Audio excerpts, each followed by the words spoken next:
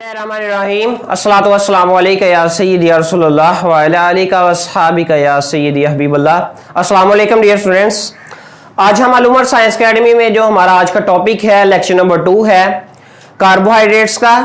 हमने पहले मोनोसैकेराइड को डिस्कस किया था। आज के लेक्चर में जो है हम वो ओलिगोसैकेराइड और पॉलीसैकेराइड को डिस्कस करने जा रहे हैं। सबसे पहले हम देखते हैं जी ओलिगोसैकेराइड्स। ओलिगो में होता है फ्यू, सैकेराइड का मतलब शुगर, ऐसे कार्बोहाइड्रेट जिनमें फ्यू शुगर्स पाए जाए, फ्यू मोनोसैकेराइड, यानी कि ये मोनोसैकेराइड्स का यूनिट होता है। मोनोसैकेराइड से मिलके जो है वो ओलिगोसैकेराइड्स बनाते हैं। कॉम्बिनेशन ऑफ मोनोसैकेराइड्स, यानी कि ओलिगोसैकेराइड भी कॉम्बिनेशन होता है, मिलके बनता है मोनोसैकेराइड से। मोनोसैकेराइड से मिलके बनता है, इसका मतलब है इसमें बहुत ज्यादा 100 या हजारों की तादाद में मोनोसैकेराइड नहीं होते, इसमें चंद होते हैं, फ्यू मोनोसैकेराइड्स होते हैं। लेट 2 to 9 यूनिट्स, यानी 2 से 9 यूनिट होते हैं मोनोसैकेराइड्स के। अगर लेट्स सपोज आपके पास 3 मोनोसैकेराइड पे मुश्तमिल है तो आप उसे ट्राइओसिस इस तरह नाम देंगे। अगर 4 पे तो आपको टेट्राओसिस इस तरह नाम देंगे। कंबाइंस बाय, ये मोनोसैकेराइड किस बॉन्डिंग से मिलके जो है वो जो है ओलिगोसैकेराइड बनाते हैं, किस तरह ये कंबाइन करते हैं, किस तरह मिलते हैं। यानी कि कंबाइंस किस तरह मिलते हैं, ग्लाइसिडिक बॉन्ड, किस बॉन्ड के जरिए, ग्लाइसिडिक बॉन्ड के जरिए मिलते हैं।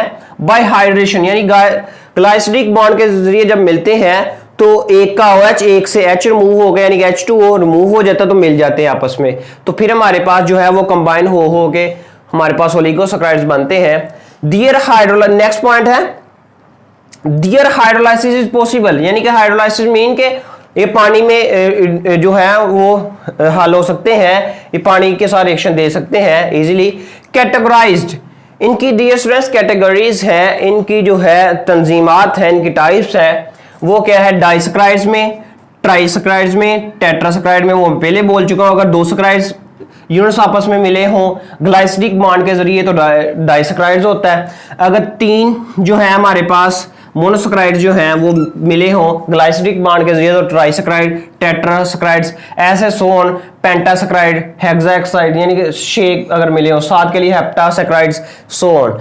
तो ये नेक्स्ट पॉइंट है नेचुरली सक्रोज, यानी कि जो नेचुरली जो है ना इसका मोस्ट अबंडेंट जो पाया जाता है हमारे पास कार्बोहाइड्रेट्स ओलिगोसैकेराइड की जो टाइप है वो सक्रोज है। Sucrose it is found sugar cane और फ्रूट्स, यानी कि ये जो है सक्रोज हमें गन्ने में और फलों में मिलता है। और जबकि हमारे पास शुगर जो है एक ओलिगोसैकेराइड है, ये ओलिगो की डाइसैकेराइड की टाइप है, ठीक है। 2 मोनोसैकेराइड्स जो है कंबाइन होके तो ये बनता है, ठीक है। तो मैं देखता हूं, आपको समझाता हूं।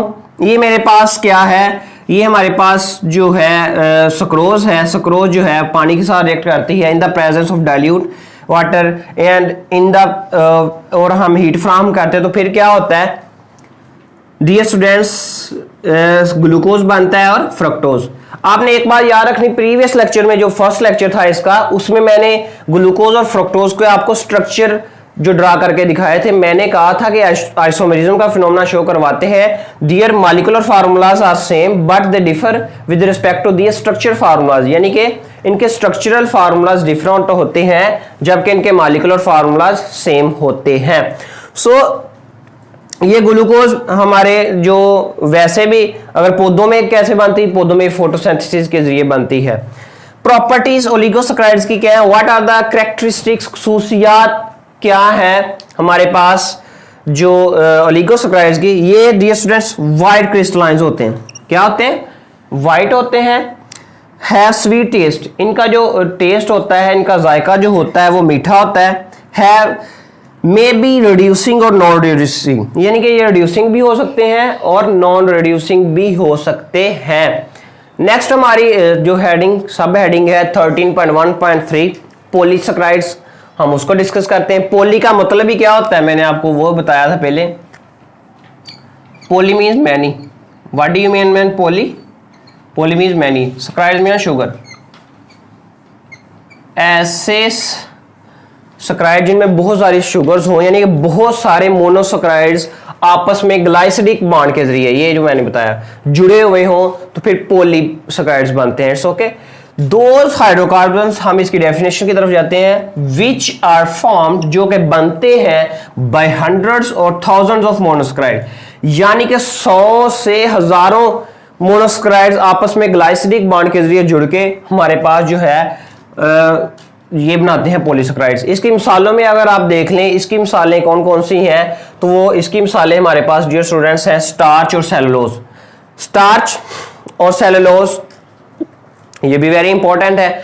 स्टार्च हमारे पास क्या है जी, इसकी सोशियल भी हम देखते हैं वन बाय वन, इसके पॉइंट भी। सेलुलोज क्या है, ये जो है सेलुलोज वेरी इंपॉर्टेंट, ये अर्थ पे बहुत ज्यादा पाया जाता है। हमारी अर्थ में जो है ऑलमोस्ट जितने भी प्लांट्स हैं, इनकी जो छाल है, बैरूनी लेयर है, वो सेलुलोज से बनी होती है, जबकि स्टार्च जो फूड स्टोर करने के लिए हमारे जिस्म में बहुत अहम किरदार अदा करता है। देखते हैं जी, स्टार्च को सबसे पहले डिस्कस कर लेते हैं। ये 100 to 1000 मोनोसक्राइड्स जो है वो सबमिट होके मिलके बनते हैं, ऑलवेज इन ग्रीन प्लांट्स। ये स्टार्च किनों में होता है, ये ग्रीन प्लांट्स में होता है, बेजान चीजों में नहीं होता। स्टोर्स एनर्जी, इसका नेक्स्ट काम क्या है, ये एनर्जी को स्टोर करता है पौधों में भी, और ठीक है, ये एनर्जी स्टोर करने का मंबा है। Common carbohydrates in human body, यानी कि ह्यूमन बॉडी में आम जो ज्यादातर जो कार्बोहाइड्रेट्स हमारे इस बॉडी में पाए जाते हैं वो स्टार्च हैं, ठीक है। नेक्स्ट है इन स्टेपल फूड, स्टेपल फूड में भी पाया जाता है। स्टेपल फूड में कौन कौन सी फूड्स आ जाती हैं, कौन कौन सी खुराकें आ जाती हैं, वो है जी राइस, चावल, मेज, मेज बोलते हैं मकई को, व्हीट, गंदम वगैरह, ठीक है।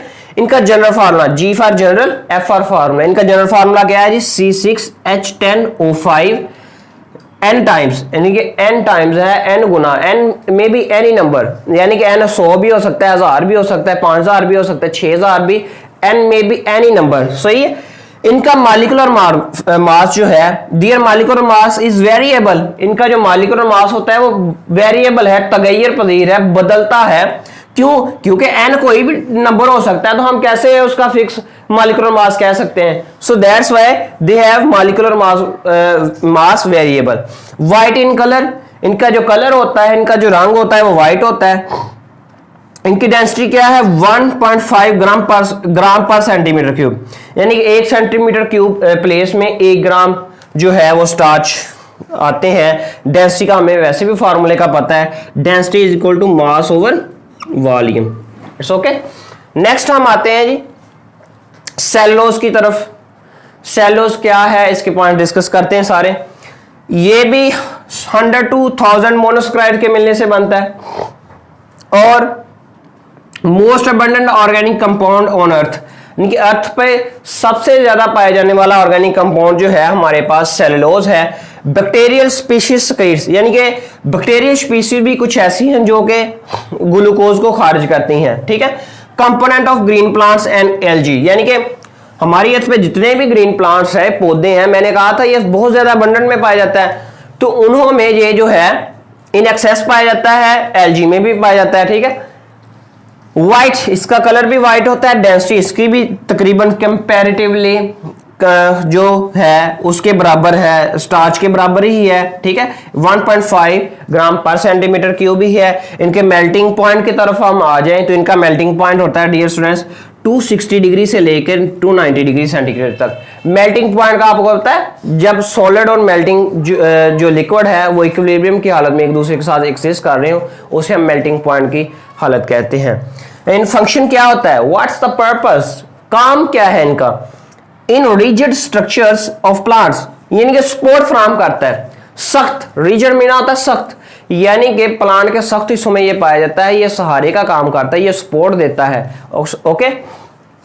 और इसका स्टार्च के बारे में थोड़े से पॉइंट और भी रहते थे। स्टार्च जो है helps in absorbing food in saliva, यानी कि ये सलाइवा, ये जो हमारे पास ना इधर ये जो है फूड की अब्जॉर्प्शन में ये मदद देता है, ठीक है। अमाइलेज एंजाइम जो है वो पाया जाता है हमारे सलाइवा में, तो वो जो है इनिशियली जो है डाइजेशन के अमल में जो है वो मदद देता है। इसकी टाइप्स के बारे में अगर हम बात करें तो there are 2 types of starch. Number 1 straight chain starch और ब्रांच चेन, ठीक है।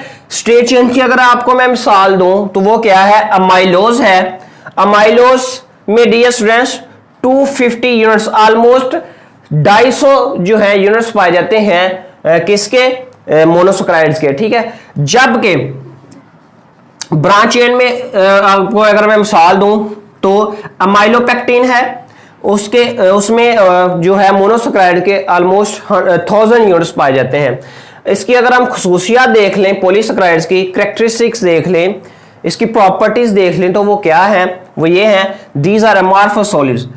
एक बात आप याद रखना, थोड़ा सा फर्क कि सारे जो थे हमारे पास मोनोसैकेराइड भी थे, हमारे पास ओलिगोसैकेराइड भी थे, वो क्रिस्टलाइन थे, यानी कि मॉलिक्यूल्स और एटम्स वर इन ऑर्डरली मैनर्ड, यानी कि जो तरतीब के साथ एक दूसरे के साथ जुड़े हुए थे।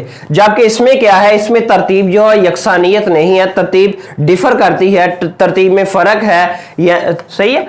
तो टेस्टलेस, वो मीठे, दोनों मीठे थे, स्वीट इन टेस्ट थे, इसका जायका भी कोई नहीं है, टेस्टलेस है। नॉन रिड्यूसिंग, इसमें तो अगर ओलिगोसैकेराइड की बात कर लें तो इसमें हमने पढ़ा था कि ये जो है रिड्यूसिंग भी हो सकते हैं, नॉन रिड्यूसिंग, लेकिन इसने पक्की ठकी बात है, इसकी प्रॉपर्टी है कि ये हमारे पास नॉन रिड्यूसिंग होते हैं, रिड्यूसिंग ये नहीं हो सकते।